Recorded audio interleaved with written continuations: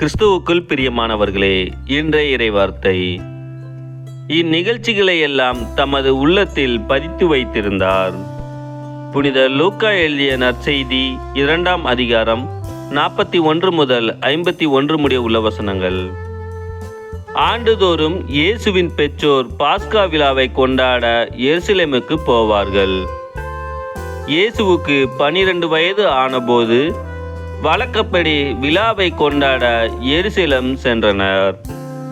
விழா நாட்கள் முடிந்து அவர்கள் திரும்பிய போது சிறுவன் இயேசு எருசலேமில் தங்கிவிட்டார். இது அவருடைய பெற்றோருக்கு தெரியாது.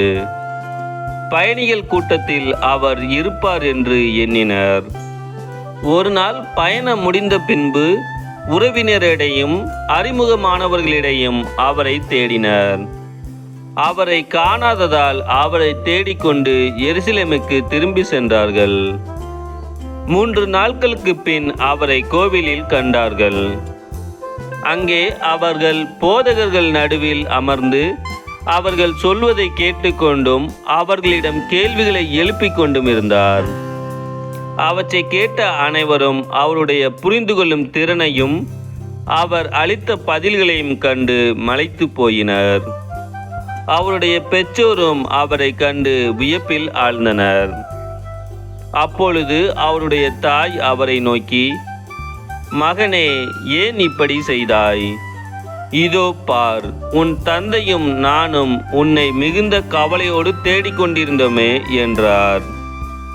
அவர் அவர்களிடம், நீங்கள் ஏன் என்னை தேடினீர்கள்?